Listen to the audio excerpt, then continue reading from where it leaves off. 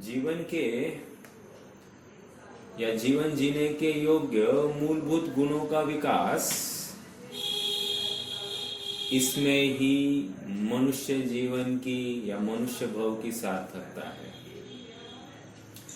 एक व्यक्ति था, व्यक्ति देखा जाए, अरे एक मिनट, व्यक्ति देखा जाए तो किसी बड़े कंपनी में बड़े ओहदे पर काम करता था। यूं कहिए टाटा कंसल्टेंसी TCS, उसमें मैनेजर की पोस्ट पर था। होगी करोड़ों की, लाखों की, करोड़ों की पैकेज तो होनी ही चाहिए, मतलब बड़ी पोस्ट, टॉप हायर मैनेजमेंट में था। उम्र होगी 30-35 साल की। IIT से आया था, डायरेक्टली वहां पर हायर किया गया था। तो डायरेक्टली ऊंचे पोस्ट पर ही बैठ जाते हैं ऐसे लोग। अब योग ऐसे बना कि शादी के 1 साल में ही ये इतना त्रस्त हो गया कि इसने आत्महत्या ही कर दी। जो व्यक्ति हजारों के मैन पावर को मैनेज कर सकता है, तभी तो जाकर वो मैनेजर हुआ है। वो एक अपनी गृहस्थी को मैनेज नहीं कर पाया, और उसका फल ये रहा कि उसने अपने इस भव्य ऐसे मनुष्य भव का, जो अत्यंत अत्यंत यूं कहिए कि मन्नत और किससे प्राप्त होता है, ऐसे इस मनुष्य भव का दुर्दैव अंत कर दिया। इसलिए मैंने कहा, जीवन के योग्य मूलभूत गुणों के विकास की प्राप्ति ही सचमुच इस मनुष्य भव की सार्थकता है। मुझे ये कहने का भाव इसलिए हो रहा है क्योंकि हम जो एक अंधी दौड़ में दौड़ रहे हैं और सोच रहे हैं कि अमुक बड़े बड़े कॉलेज से अपन विद्या अर्जन करके बाहर निकलेंगे तो अपना जीवन सुखमय होगा, ये भ्रांति है। उदाहरण अपने सामने है, और उठाकर देखिए कि जितने भी बड़े बड़े सो कॉल्ड बड़े बड़े, जिनको हम बड़े कहते हैं, वे अंदर से कितने खोखले हैं, कितने दुखी है। उनके दुखों का पारावार नहीं है। अभी थोड़ी सी अनुकूलता हटा दो जीवन में से, आप देखना कैसे तड़पन होगी। इसका मतलब वे जीवन जी नहीं रहे हैं, वे अनुकूलताओं को भोग रहे हैं। और जिसको जीवन के उतार चढ़ाव में साम्य भाव तत्व निर्णय करने नहीं आया, वो जीवन जी ही नहीं सका। जिनागम की दृष्टि से उसका जीवन विफल है, सफल नहीं है। इसलिए हम जीवन में जब भी विचार करें तो हम कभी भी अपने अभावग्रस्तता के ऊपर रोना धोना नहीं करें। मुझे ये नहीं मिला, मुझे वो नहीं मिला। ऐसे संयोगों की, साधनों की कमी देखकर रोना धोना ये पामरों का कार्य है, भोगियों का कार्य है। योगियों का काम एकमात्र है उन परिस्थितियों में, है उन साधनों में अपने जीवन को सफल बनाना। समझ में आ रहा है क्या? मतलब किसी चीज की अभावग्रस्तता हमें तकलीफदायक नहीं होनी चाहिए। एक आता है ना, a bad carpenter always blames his tools. मतलब एक अकुशल कारीगर हमेशा अपने जो अस्त्र है कारीगरी करने के, जो कोई साधन है, उनकी ही दुर्दशा या उनकी कमी को ही इंगित करता है, अपने प्रयासों की कमी को कभी भी हाईलाइट नहीं करता, या अपनी कला कसौटी की कमी को कभी भी बताता नहीं है।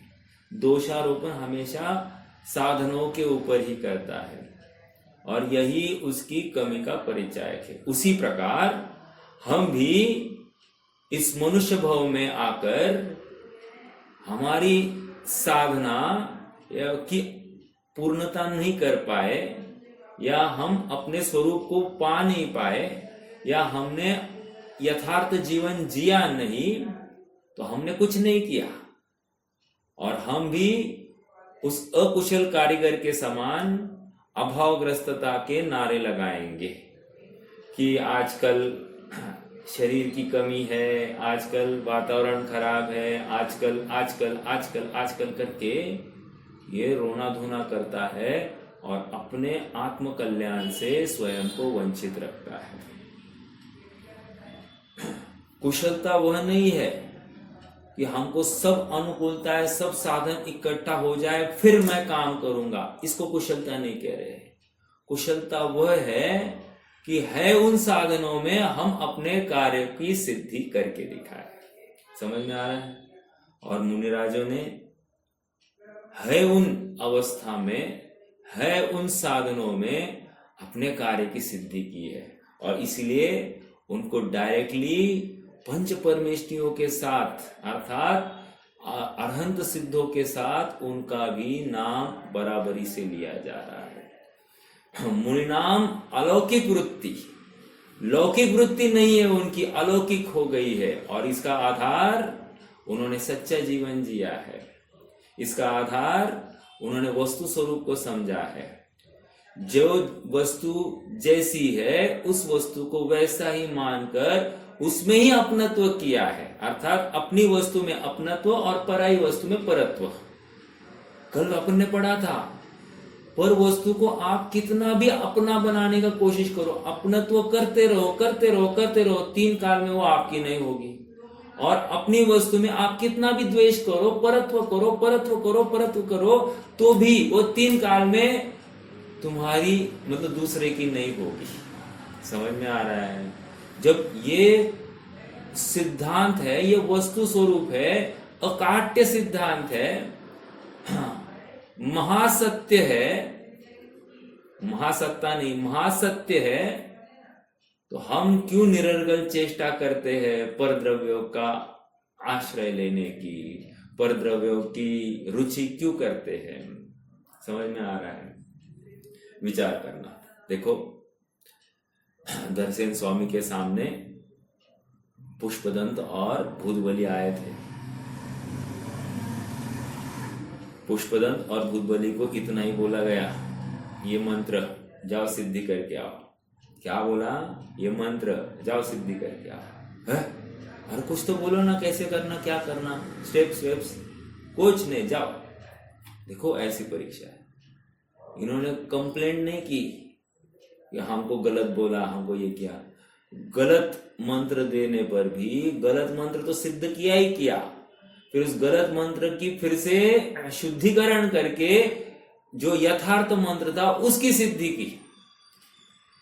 तो कुशल कारीगरता है, अर्थात है उन साधनों में से ही अपना काम कैसे निकाला जा सकता है, इतना विवेक हमको धारण करना चाहिए। हमको भी अपना काम करने के लिए जितने साधन प्राप्त हुए हैं वे पर्याप्त है। नहीं थोड़ा सा गर्मी कम हो जाए, थोड़ी सी ठंड कम हो जाए, थोड़ा सा स्वास्थ्य ठीक हो जाए, थोड़ी सी खान पान की व्यवस्था ठीक हो जाए, थोड़े से घर वाले घर का परिकर अपना अच्छा हो जाए, अरे ये क्या है? ये बहाने बना रहा है। इसको काम करना नहीं है, इसको काम नहीं चाहिए, इसको भोग चाहिए, और इसलिए ये आगे नहीं बढ़ेगा। समझ में आ रहा है क्या? हाँ जी। तो एक नीति वचन भी है, अर्थेन अर्थोपार्जनम जेम गजेन गज बंधनम, अर्थात जिस प्रकार गज के माध्यम से ही गज को बंधन में डाला जाता है, उसी प्रकार अर्थ के माध्यम से ही अर्थ का उपार्जन किया जाता है। इसी न्याय से आत्मा के माध्यम से ही आत्मा की सिद्धि की जाती है। आत्मा ही आत्मा को खींचता है, अर्थात अपनी परिणाम ही या स्वभाव का निर्णय ही अपने आत्मा को साधता है। समझ में आ रहा है? एक कलाम की बहुत अच्छी पंक्ति है, although we do not have equal talent. क्या कह रहे हैं? Although we all do not have equal talent, मतलब हम सब में समान बौद्धिक कुशलता सामर्थ्य नहीं है। बराबर है कि नहीं? किसी की कम है, किसी की ज्यादा है। Even then we have equal opportunities to achieve the same talent. ऐसा होते हुए भी हम और आप सबके पास समान अवसर है। वही पात्रता कहने की अपेक्षा टैलेंट को क्या कहते हैं?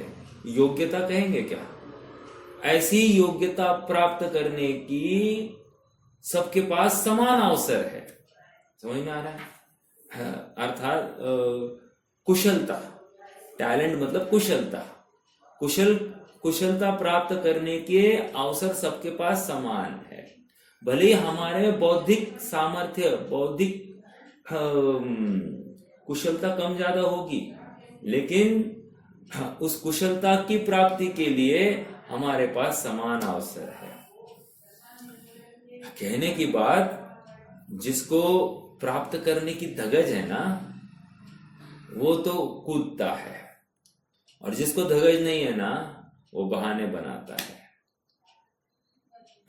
प्रकरण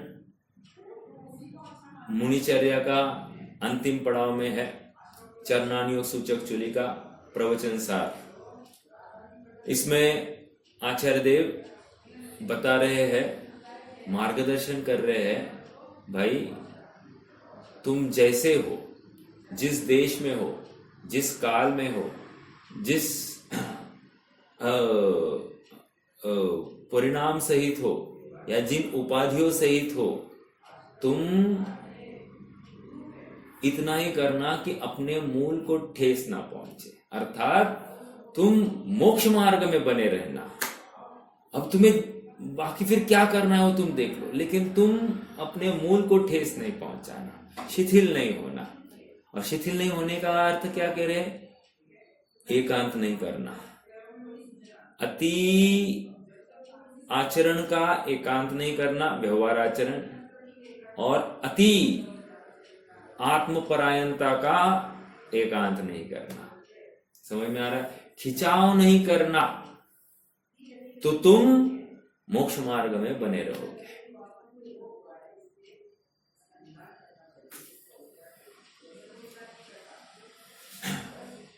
ये तभी होगा जो सामग्री हमारे पास उपलब्ध है, उसकी महिमा हमको होनी चाहिए। अगर सामग्री जो उपलब्ध है उसकी महिमा हमको नहीं है, तो हम कभी भी उस सामग्री का यथार्थ उपयोग, ऑप्टिमम यूज कर नहीं पाएंगे। समझ में आ रहा है क्या? हाँ, अपनी अभावग्रस्तता को नहीं देखना है। निष्कर्ष, अपने पास जो साधन उपलब्ध है उनके पास देखो। मैं राजघराने में नहीं जन्मा, मनुष्य तो हुआ ना, मुझे खाने पीने के लिए अच्छी चीजें नहीं मिली, खाने तो मिला ना। समझ में आ रहा है क्या? पेट तो भरा ना, मरे तो नहीं ना, पर्याप्त अवस्था हुई ना, अपनी बुद्धि व्यवस्थित है कि नहीं, तुम्हें भी जिनवानी मिली है कि नहीं, तो और क्यों रोते हो, क्यों गिड़गिड़ाते हो? छोड़ो, ये इन बातों को मत खड़ी करो। अपने कार्य में जुटने के लिए समर्पित हो जाओ। समझ में आ रहा है? मुनिराजों की चर्चा है। अपन 231वीं गाथा की पाठ करेंगे और फिर और चर्चा आगे बढ़ाएंगे। आइए पेज नंबर 121 पर। आहारेव विहारे देशं कालं समं खमं अवधिं जानिता ते समणो वट्टदि जदि अपले विसो। दो बातें की है। क्या है कि अल्पलेप होगा, इसलिए व्यवहार आचरण में जाना नहीं है, ऐसा खिंचाव नहीं करना। और अल्पलेप ही हो रहा है ऐसा मानकर उत्सर्ग मार्ग में जाने के लिए प्रमादी होना, ये भी ठीक नहीं है। समझ में आ रहा है क्या? अल्पलेप ही तो हो रहा है ना, बहुलेप तो नहीं ना। तो ऐसा सोचकर यहीं पे बैठा नहीं चलेगा। समझ में आ रहा है क्या? जो रुक गया वो गिर गया। समझ में आया? रुकना ये मरने की निशानी है। तुम छठवे में ही बैठे रहे, ये मरण की निशानी है। इसलिए हम भी यहाँ तो चर्चा मुनिराजों की चल रही है, लेकिन एक देश रूप से हम अपने जीवन पर लगा सकते हैं कि नहीं? प्रेरणा किसको दी जा रही है? मुनिराजों के अपने को। हम जब शास्त्र पढ़ रहे हैं तो ये प्रेरणा हमारे लिए है। हम कैसे अपनी भूमिका को ऊपर उठाए, ये प्रेरणा दी जा रही है। हाँ, नहीं सब नहीं जम सकता तो गए काम से। नहीं हो सकता ये बोलना ही महाअपराध है। समझ में आ रहा है? एक बहुत अच्छी बात सुनी थी, आप सबके साथ में साझा करता हूं। वो पंडित उस गधे के समान है। समझना, बहुत बड़ी बात कह रहे हैं। वो पंडित उस गधे के समान है जो मात्र 10-20 शास्त्रों का ज्ञाता हो गया है, जानकार है, लेकिन अनुभवकार नहीं है। गधा जिस प्रकार बोझे को ढोकर खुश होता है, उसी प्रकार ये पंडित भी बोझे को ढोकर खुश हो रहा है। उसको आत्मा की नहीं पड़ी है, अर्थात वो जीवन जी नहीं रहा है। जो जीवन जीता है वो सुखी होता ही होता है। उसका चिंतन, उसकी दृष्टि एकमात्र अपने गंतव्य, अपने ध्येय की तरफ होती ही होती है। इसलिए एक समर्पित जीवन ही सच्चा जीवन है। सच्चा जीवन जिया गया है। इस मनुष्य भव की सार्थकता वहीं पर देखी जाएगी। ना सही मुनि दशा, लेकिन एक देश रूप से गृहस्थ दशा में भी तुम ऐसा ही जीवन जी सकते हो। समझ में आ रहा है? वे 5 महाव्रत ले रहे हैं, मैं 5 अनुव्रत लूंगा। समझ में आ रहा है? वे निरतिचार पापों का त्याग कर रहे हैं। कदाचित मैं भी पापारम से बचने का यत्न साध्य प्रयत्न करूंगा। मतलब जितनी शक्ति है, शक्ति प्रमाण यत्न करूंगा। समझ में आ रहा है क्या? और निरंतर प्रयासरत रहूंगा, और जो नहीं कर पा रहा हूं उसमें खेद रखूंगा। समझ में आ रहा है? तो मैं उनको देखकर अनुकरण कर रहा हूं। छोटा बच्चा होता है ना, छोटा बच्चा, वो माँ की तरफ बहुत ऑब्जर्वेशन करता है। आज जितनी भी शिथिलता है ना, समझ लेना उसने माँ को ऑब्जर्व नहीं किया है। या तो माँ उसके सामने नहीं होगी, या माँ विपरीतता में प्रवृत्ति करती होगी। समझ में आ रहा है क्या? क्योंकि बच्चा अपने माता पिता को अनुकरण करता ही करता है। क्योंकि इस विश्व की सबसे बड़ी लाइब्रेरी मतलब माता पिता है। स्कूल या लाइब्रेरी कहो, ये माता पिता है। स्कूल में क्या जाकर पढ़ सीखता है? स्कूल में जाता है तो स्कूल के टीचर बोलते यही सिखाएगा तुम्हारे माता पिता ने, और घर पे आया तो यही सिखाएगा तुम्हारे स्कूल में। ऐसे टोका टोकी होती है। बच्चे को फुटबॉल की तरह यहाँ वहां फेंका जाता है। लेकिन कोई किसी को ये बात ये लगता नहीं है कि हम इसको यथार्थ संस्कार दें, योग्य मार्गदर्शन करें, जीवन कैसे जीना है ये बताए, सत्य या अहिंसा के मार्ग पर कैसे चला जा सकता है ये उसको दिखाए। तो अभाव संयोगों के अभाव में, विषयों के अभाव में भी हम कैसे सुखी रह सकते हैं ये हमने उनको नहीं सिखाया। हमने उनको संयोग, विषय, भोग सब प्रदान करके अपने मन वांछित जो अपेक्षा है, पूर्ति है, वही हमने उनसे मांग की है। तो ये हमारी कमी है। मुझे क्या कहना है कि हर जगह पर हम कोसना बंद कर दे और जीवन कैसे जिया जा सकता है इसका यथार्थ उदाहरण हम स्वयं खड़ा करें। ठीक है,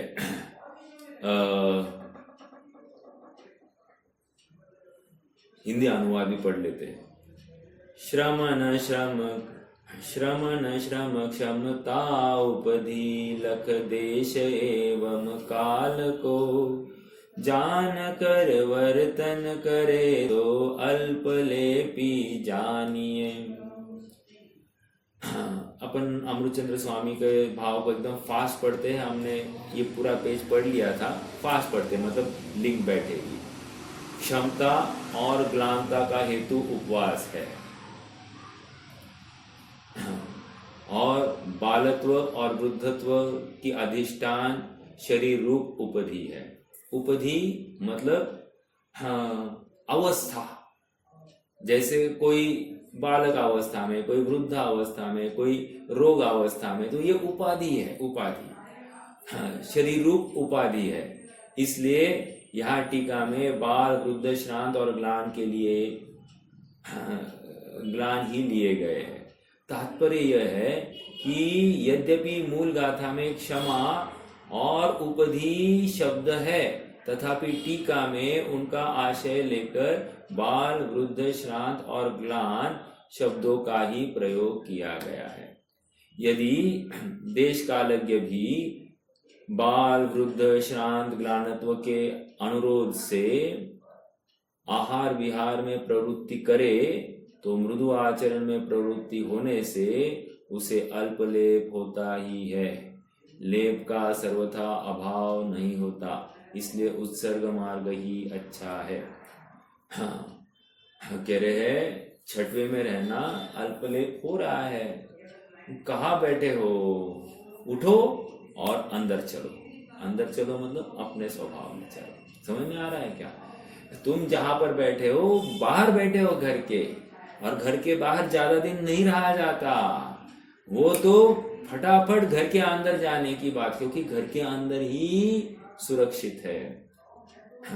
निज घर बिना विश्राम नाही। अरे अपने घर के बिना अन्य कहाँ पर विश्राम है? और तुम जहां जहां पर रुकते हो होटल लॉज में, वो घर थोड़ी है। वो चेकआउट टाइम वहां पर भी निरंतर बना रहता है, और दाम देकर तुम्हें चेकआउट करना है। यहाँ एकदम शांति से बैठ सकते हो। दूसरा, यदि देश कालज्ञ भी आ गया नहीं है, अच्छा, उत्सर्ग मार्ग ही अच्छा है। यदि देश कालज्ञ भी बाल, वृद्धत्व, श्रांत, ग्लानत्व के अनुरोध से आहार विहार में प्रवृत्ति करे तो उसे मृदु आचरण में प्रवृत्ति होने से अल्पलेप ही होता है, अधिक लेप नहीं होता। इसलिए अपवाद मार्ग ही अच्छा है। इसको इस टीका के पैरेलल ऐसी कोई बात आपके ज्ञान में स्ट्राइक हो रही है क्या? मैं ज्यादा किसी से अपेक्षा नहीं करता, एक आध दूसरे से अपेक्षा करता हूं कि वो बताएगा इस बात को। ये अभी जो टीका पढ़ी अपन ने, ये किसके जैसी लग रही है? कोई एक विशिष्ट गाथा आपको याद आ रही है क्या?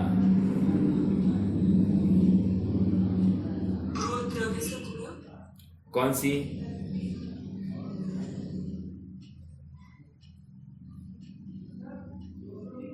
उसमें सामान्य कथन और अपवाद कथन दिया है। हाँ वो टीका दी है, ठीक है। अब मैं गाथा की बात कर रहा हूँ। यहाँ पर देखो भाव, देखो भाव बताओ कि मैं थोड़ा सा भाव ही बता देता हूँ।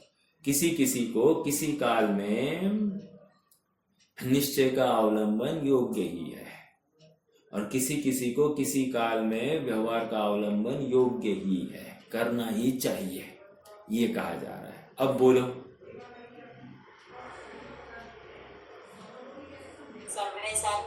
हाँ, में आया है। कहाँ आया है? आप तो याद कर रहे हैं ना, तो आपको पहले आंसर देना चाहिए। 11वीं का चाहिए। 12वीं गाथा है, 12वीं। समझ में आ रहा है क्या? किसी किसी को किसी काल में व्यवहार उपादेय है, हाँ, और किसी किसी को किसी काल में निश्चय ही प्रयोजनभूत है। भूतार, भूतार शब्द है वहां पर। किसी के पास होगी तो पढ़ सकते हैं, मेरे पास में अभी समय सार ग्रंथ नहीं है। तो ठीक है, होमवर्क आप पढ़ लीजिए, आपको भाव इसके जैसा मैच होता है कि नहीं आप थोड़ा सा विचार करना, और देखो आपको मैच होता हुआ दिखाई देगा। ये अभ्यास ऐसा होना। तो अपवाद मार्ग क्यों? ये निश्चय और व्यवहार की मैत्री चल रही है। सर्वथा एकांत करेगा तो धड़ाम गिर जाएगा, व्यवहार का एकांत करो तो गिरा ही गिरा है, और निश्चय का एकांत भी करो तो भी गिरा है। खिंचाव नहीं चाहिए। एक एग्जाम्पल दूं क्या खिंचाव का? बहुत अच्छा उदाहरण है। देखो, हम अष्टानिका, दशलक्षण, 14 अष्टमी पर्व मनाते हैं कि नहीं मनाते? मनाते। आप क्यों झूठ बोलना? मनाते। ठीक है साहब, मनाते हैं। हाँ, कैसे मनाते साहब? हरी नहीं खाते हम पर्व के दिनों में। अच्छा, वेरी गुड।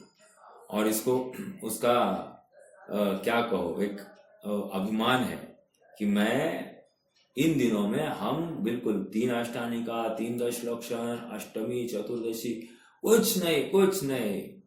Very good. तो फिर क्या कहते हो? सरस भोजन होता है या नीरस भोजन होता है? अरे उल्टा, जब अष्टमी चतुर्दशी होती है उस दिन तो मिष्टान्न अधिक बनते हैं, गरिष्ठ भोजन अधिक बनता है। पर्व के दिनों में देखो आप, ज्यादा गरिष्ठ भोजन बनता है। नीरस भोजन किसके यहाँ होता है? कहने की बात इतनी है कि हमने एक गे का त्याग तो किया, लेकिन दूसरे गे को गले को लगाया। At the end of day खिंचाव तो हुआ, और राग का तो अभाव हुआ ही नहीं है, अनशन स्वभाव का निर्णय हुआ ही नहीं है। ये पर्व का प्रयोजन तुम्हें अनशन स्वभाव का निर्णय कराना था, स्वभाव की तरफ झुकाना था, और तुम अभी भी अशन स्वभाव में ही मस्त हो, अर्थात शरीर बुद्धि नहीं गई। समझ में आ रहा है? तो इसको खिंचाव कह रहे हैं। देखो, काफी लोग रस परित्याग करते हैं। रस मतलब छठ रस का त्याग करते हैं ना। एक दिन नमक नहीं, एक दिन मीठा नहीं, एक दिन घी नहीं, एक दिन तेल नहीं, एक दिन दूध नहीं, एक दिन दही नहीं, और एक दिन हरी नहीं, ऐसे कर लेते हैं। वो तो 7 रस हो गए, 6 रस तो पक्के हैं। तो क्या करते हैं, जिस दिन मीठा नहीं खाना ना उस दिन तलते हैं, जिस दिन नमक नहीं खाना ना उस दिन मिठाई बनाते हैं। समझ में आ रहा है क्या? तो इससे क्या हुआ? इससे एक ही बात हो गई कि तुमने अपनी रचना का तो पोषण किया ही किया है, गृद्धता तो बनी ही रही है। तो तुम्हें खिंचाव है, इसीलिए तो ये हो रहा है। तुम खिंचाव कर रहे हो, ये सब क्रियाएं है ना, ये खिंचाव है, स्वरूप को नहीं ध्यान रहे हो। तुम आहार जो कर रहे हो ना, पेट भरने के लिए कर रहे हो। तुम आहार या भोजन आत्म आराधना के लिए, आत्म प्राप्ति के लिए नहीं कर रहे हो, आत्म बुद्धि से नहीं कर रहे हो। समझ में आ रहा है? और यही फर्क है तुम्हारे और मुनिराज के आहारचर्या में। वे भोजन भी, आहार भी अनशन स्वभाव को ध्याकर कर रहे हैं। वाह, है कि नहीं? जबरदस्त बातें हैं। आप विचार तो करो, बहुत शांति से। भागना नहीं है, हमको गहराई से विचार करना है कि हम कहाँ खड़े हैं, हमको कहाँ जाना है, और इस मनुष्य भव का की सार्थकता क्या है, उपलब्धि क्या है, अर्थात मुझे ये मनुष्य भव क्यों मिला है। पहला प्रश्न तो ये कीजिए। और ये मनुष्य भव मिलने के बाद अब मैं क्या करूं तो ये सार्थक होगा, ये दूसरा प्रश्न। समझ में आ रहा है क्या? है उस परिस्थिति में मैं अपना कार्य कैसे साध सकता हूं, इसके ऊपर विचार करो। ये नहीं है, ये नहीं है, ये नहीं है, इसकी बात ही मत करो। सभी बातों के निर्णय करो। जिसकी अभावग्रस्तता है ना, उसका निर्णय करो, और जिसके जो उपलब्ध है ना, उसको अधिकता से साधो, काम हो जाएगा। समझ में आ रहा है क्या? देखो,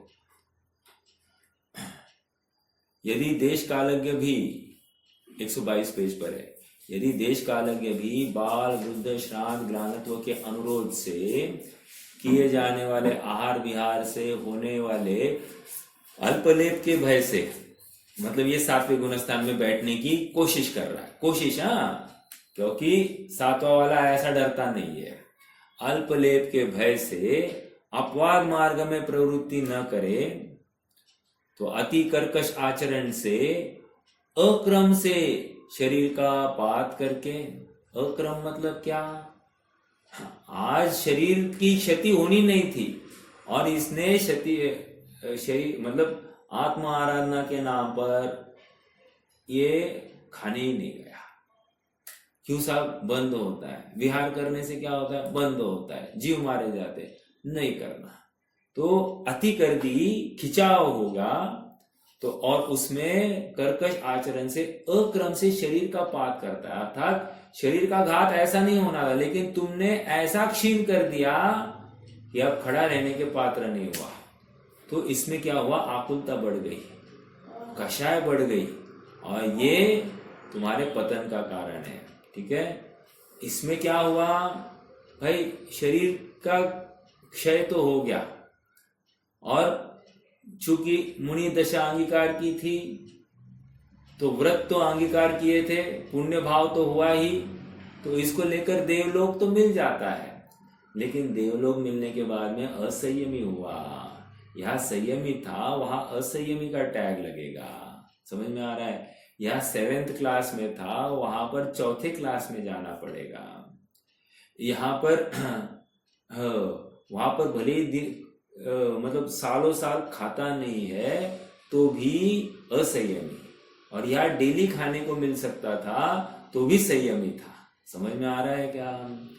तो विचारणीय बिंदु है कि ये खिंचाव कितना जरूरी। देखो, अभी ये बात जो है ना, ये उपदेश कौन लेता है मालूम है क्या? शिथिलाचारी ले लेता है। क्यों खिंचाव करना, क्यों खिंचाव करना, क्यों खिंचाव करना? सहजता से, सहजता से, सहजता से। सहजता के नाम पर प्रमाद में प्रवृत्ता है। इसको सहजता समझती नहीं है। सहजता के नाम पर प्रमाद में प्रवर्तता है, या फिर सहजता के नाम पर सच्चे निर्णय लेने से स्वयं को वंचित रखता है। समझ में आ रहा है क्या? बहुत विचारणीय। बैलेंस कैसे बिठाया जाए? जैसे अपन ने कहा था ना, रात्रि भोजन करने में, मान लो अपन ऑफिस से लेट आए, तो रात्रि में भोजन करना पड़ रहा है, तो रात्रि में भोजन करेंगे तो सहजता होगी, और नहीं करेंगे तो आकुलता होगी। ऐसा इसको लगता है ना? ऐसा नहीं है। बात यह है कि रात्रि में भोजन नहीं करेंगे इस दृढ़ता के बल पर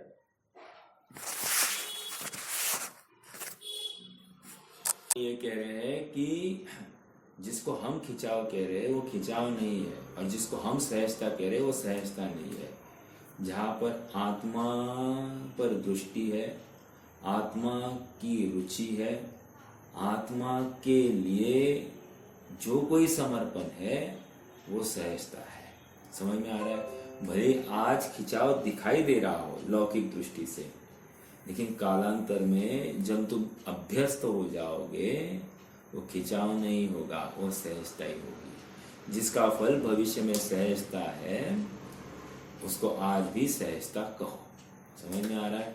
और जिसका फल भविष्य में आकुलता है, पतन है, दुख है, उसको आज भी दुखी कहो। समझ में आ रहा है? देखो क्या कह रहे हैं, वहां उसे समस्त आ गया ना, अक्रम से शरीर का पात करके देवलोक चला जाता है। वहां उसे समस्त संयमामृत का वमन हो जाता है। यहाँ पर संयम था, वहां संयम रूपी अमृत का वमन हो गया। अब क्या मिल रहा है? भोग मिल रहे हैं, देवांगनाएं हैं, उनके पास घूमना फिरना, यही तो काम चलता है। समझ में आ रहा है? हाँ, वमन हो जाता है और तब करने का अवकाश ही नहीं रहता। इस कारण महान लेप होता है। यह अल्प लेप था, वहां पर महान लेप होने वाला है, क्योंकि वहां उसका प्रतिकार अशक्य है। इसलिए अपवाद निरपेक्ष उत्सर्ग मार्ग श्रेष्ठ नहीं है। अपवाद निरपेक्ष उत्सर्ग मार्ग श्रेष्ठ नहीं है। इसी को एक लाइन जहां से स्टार्टिंग की थी आचार्य देव ने, द्रव्यानुसारी चरणम और चरणानुसारी द्रव्य। समझ में आ रहा है? द्रव्य का अनुसरण करता हुआ आचरण, और आचरण जो होता है वो द्रव्य के अनुसारी होता है। जैसा द्रव्य है वैसा ही आचरण होगा। समझ में आ रहा है? आगे, यदि देश कालज्ञ भी बाल वृद्ध श्राद्ध ग्लानत्व के अनुरोध से किए जाने वाले आहार विहार से होने वाले अल्पलेप को न गिनकर अपवाद मार्ग में स्वच्छंद प्रवृत्ति करे तो मृदु आचरण रूप होकर असंयत जनों के समान संयम विरोधी होने से उस समय तप करने का अवकाश ही नहीं रहता। असंयमी जनों के समान महत्वपूर्ण बिंदु आया क्या? असंयत जनों के समान संयम विरोधी होने से उस समय तप करने का अवकाश ही नहीं रहता।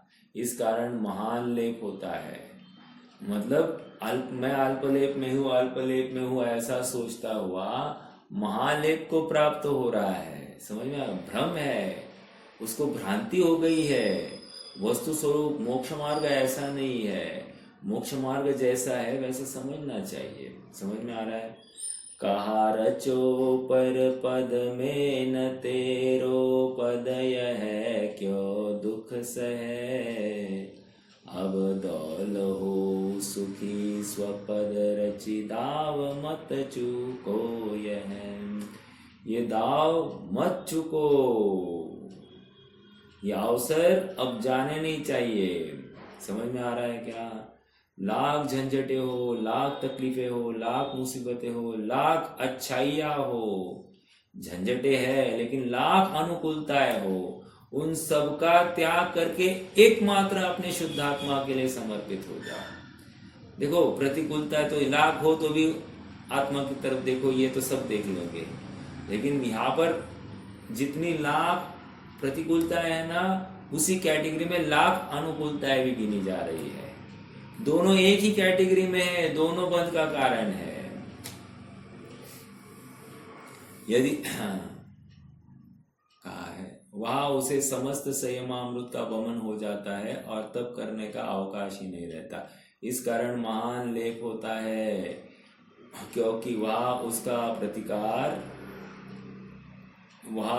प्रतिकार संभव अशक्य है। इसलिए अपवाद निरपेक्ष उत्सर्ग मार्ग श्रेष्ठ है। यदि देश कालज्ञ भी, तीसरा पैराग्राफ देख रहे हैं, यदि देश कालज्ञ भी बाल वृद्ध श्राद्ध ग्लानत्व के अनुरोध से किए जाने वाले आहार विहार से होने वाले अल्पलेप को न गिनकर अपवाद मार्ग में स्वच्छंद प्रवृत्ति करे तो मृदु आचरण रूप होकर असंयत जनों के समान संयम विरोधी होने से उस समय तप करने का अवकाश ही नहीं रहता। मेरा प्रश्न है आप सबसे, उस समय तप करने का अवकाश ही नहीं रहता, ये तो छठवें गुणस्थान में है। और मान लो हम उपवास कर रहा है या शास्त्र लिख रहा है, ठीक है, तो कह रहे कहा गया भाई असंयतजनों के समान संयम विरोधी होने से उस समय तप करने का अवकाश ही नहीं रहता। तप मतलब क्या? यहाँ पर तप का अर्थ स्वभाव को ध्याने की उद्दंडता, अर्थात स्वभाव को ध्याने की उत्कृष्ट भावना जहाँ पर हो उसको हम तप कहेंगे। ठीक है, अब ये तप अंतरंग और बहिरंग ये सब अपन समझते हैं, लेकिन मूल रूप से अपनी परिणति अपने को चाहे ये बहुत जरूरी है। अपनी परिणति पर को चाहे ये बहुत अनिष्ट है। ठीक है, अपेक्षाकृत नहीं है। देखो स्वच्छंद प्रवृत्ति ये हो गया ना, अपवाद मार्ग श्रेष्ठ नहीं है, इसलिए उत्सर्ग मार्ग निरपेक्ष, अपवाद मार्ग श्रेष्ठ नहीं है। जहाँ पर उत्सर्ग मार्ग की अपेक्षा ही नहीं है, मात्र और मात्र अपवाद मार्ग का भाव है, तो भी नहीं चलेगा। देखो हमको अपने परिणामों को पकड़ना है ना, क्या करना? आगम का सेवन, आगम का सेवन नहीं किया गई काम से। ठीक है, युक्ति का आलंबन, आगम का सेवन तो किया लेकिन नाना तर्क और युक्तियां नहीं लगाई। जीवन में, संयोगों में, परिस्थितियों में अपने परिणाम को परखने के लिए तर्क और युक्ति का प्रयास नहीं किया। बस शास्त्र की बातें जानी है, समझी है, रटी है, जैसा है जब चाहिए तब बोल भी दिया, लेकिन जब चाहे जिस परिस्थिति में यथा योग्य वो परिणाम या वैसी प्रवृत्ति चाहिए थी वैसी नहीं हुई, तो कह रहे तुमने वो जिया ही नहीं, जीवन ही नहीं जिया। ठीक है, हाँ देखो, आहार विहार से होने वाले अल्पलेप को न गिनकर अपवाद मार्ग में स्वच्छंद प्रवृत्ति करे तो मृदु आचरण रूप होकर असंयत जनों के समान संयम विरोधी होने से उस समय तप करने का अवकाश ही नहीं रहता। इच्छा निरोधा तप, एक तपस्य निर्जरा, वहाँ इच्छाओं का निरोध ही नहीं पाया जा रहा है, तो हम उसको तप नहीं कहेंगे। ठीक है, भले ही भोजन नहीं कर रहा है तो तप है क्या? अरे तब इसको ये कह रहे इच्छा अभी भी पूरी पड़ी है, आज कल उपवास हो जाए, कल पारने में ये मिले तो खा लो, कल पारने के लिए ऐसा हो तो ठीक। तो ये आज ही अभिग्रह कर रहा है कि क्या क्या होना चाहिए, क्या क्या मिलना चाहिए, तो अपने आप में ये गलत बात है। देखो इसलिए कहा थे भाई, स्वच्छंद प्रवृत्ति करे तो मृदु आचरण रूप होकर असंयत जनों के समान संयम विरोधी होने से उस समय तप करने का अवकाश ही नहीं रहता। इस कारण महान लेप होता है क्योंकि उसका प्रतिकार अशक्य है। प्रतिकार उत्सर्ग अर्थात निरपेक्ष अपवाद मार्ग ही श्रेष्ठ नहीं है, इसलिए उत्सर्ग निरपेक्ष अपवाद मार्ग श्रेष्ठ नहीं है। मतलब सातवें की अपेक्षा ही नहीं है और छठवें में बैठा रहे, ऐसा चलेगा? अरे अंतर्मुहूर्त छठवें में बैठा गुजर गया, ये मिथ्यात्व में आएगा ही आएगा, नियम है ऐसा। इसलिए उत्सर्ग और कदाचित किसी को दिखाई नहीं दे, लेकिन तपस्रण तो होता ही होता है। देखो फिर से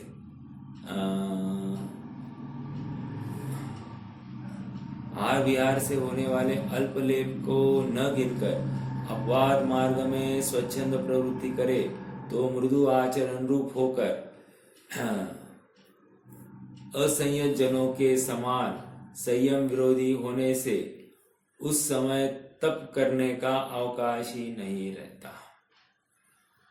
इस कारण महान लेप होता है क्योंकि उसका प्रतिकार अशक्य है, इसलिए उत्सर्ग निरपेक्ष अपवाद मार्ग श्रेष्ठ नहीं है। ऊपर क्या लिखा है? अपवाद निरपेक्ष उत्सर्ग, अपवाद की अपेक्षा रखे बिना मात्र उत्सर्ग करना गलत, और उत्सर्ग की अपेक्षा रखे बिना मात्र अपवाद करते रहना वो भी गलत। समझ में आ रहा है? इसलिए उत्सर्ग और अपवाद के परस्पर विरोध से होने वाला दुस्थित आचरण सर्वथा निषेध्य है, त्यागने योग्य है। इसलिए परस्पर सापेक्ष उत्सर्ग मार्ग अपवाद मार्ग से जिसकी वृत्ति प्रकट होती है ऐसा स्याद्वाद ही सर्वदा अनुसरण करने योग्य है। आचार्य जयसेन तात्पर्य वृत्ति टीका में इस गाथा के भाव को स्पष्ट करते हुए पूर्णतः तत्व प्रदीपिका टीका का अनुसरण करते हैं। इस गाथा के भाव को पंडित देवीदास जी 1:31 सवैया और कविवर वृंदावन दास जी 1 मनहरन 4 चौपाई और 21 दोहे इस प्रकार कुछ 26 छंदों में इसका विस्तार से समझाते हैं। यद्यपि सभी छंद मूलतः पठनीय है, तथापि यहाँ सभी को देना संभव नहीं है। ठीक है, अतः मूल विषय को सरल भाषा में स्पष्ट करने वाले कतिपय महत्वपूर्ण दोहे दिए जा रहे हैं, जो इस प्रकार है। नीचे आ जाइए पेज नंबर 123 पर, वो 161 छंद के नीचे। अपवाद मार्ग के पक्षपाती कोई मुनिराज, पहली बात ले ली। अपवाद मार्ग के पक्षपाती कोई मुनिराज। देखो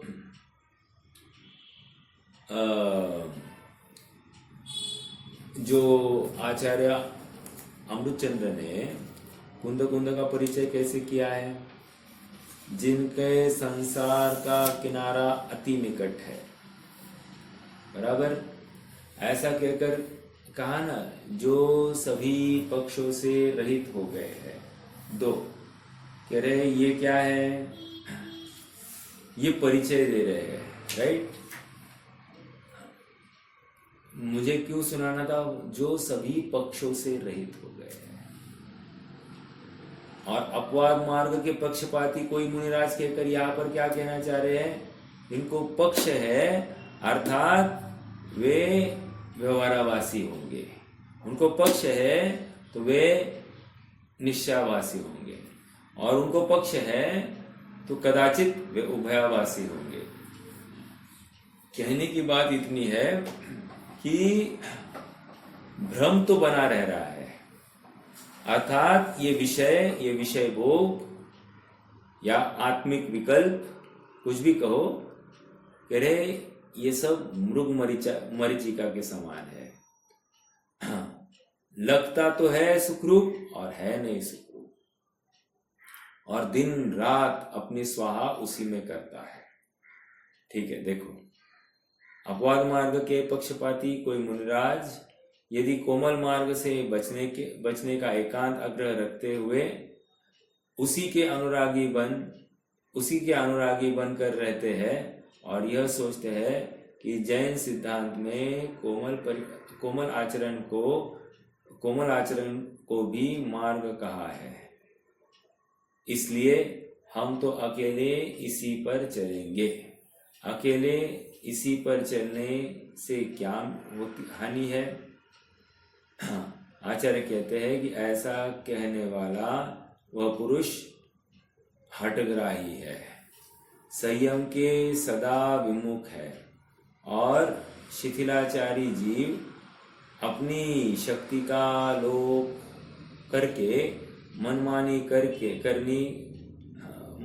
करता है। उस पुरुष का मुनिपद भंग भी है। वह अनेकांत से च्युत होकर विशेष कर्मों का बंध करता है।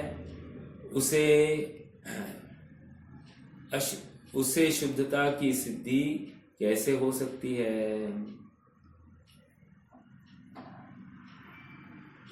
फिर से पढ़ते पैराग्राफ। आचार्य कहते हैं कि ऐसा कहने वाला वह पुरुष हठग्राही है। कैसा कहने वाला?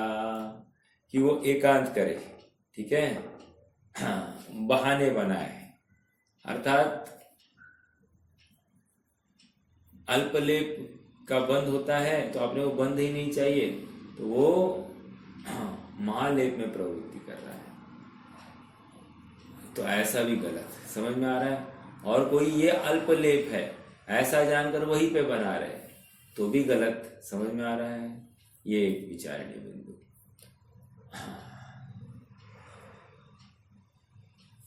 रुकना है क्या?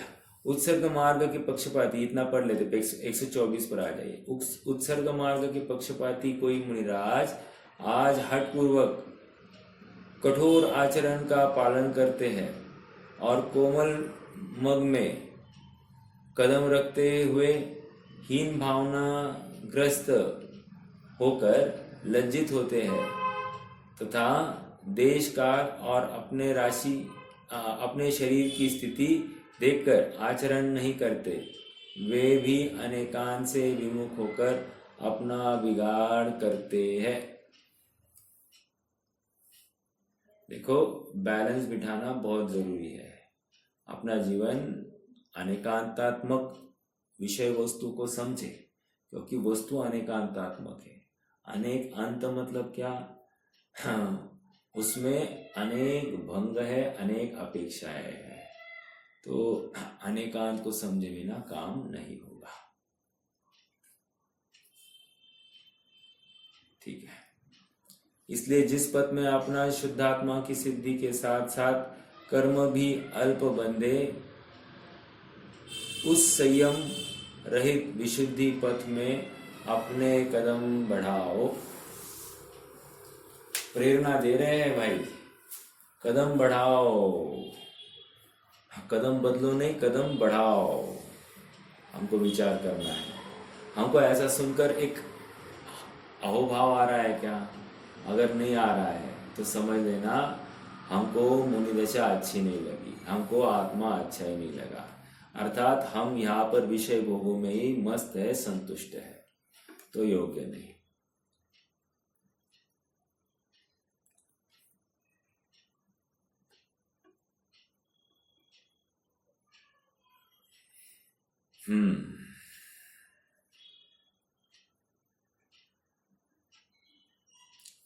हे मित्र, यह अनेकांत मत सर्वज्ञ भगवान जिनेन्द्र देव का है। इसलिए हे मुनिराज, उत्सर्ग और अपवाद दोनों पंथों का से मित्रता रखो। चलो ठीक है, रुक जाएंगे, अपन कल ही चर्चा करेंगे अब इसके आगे। कोई प्रश्न है तो रख सकते हैं, तो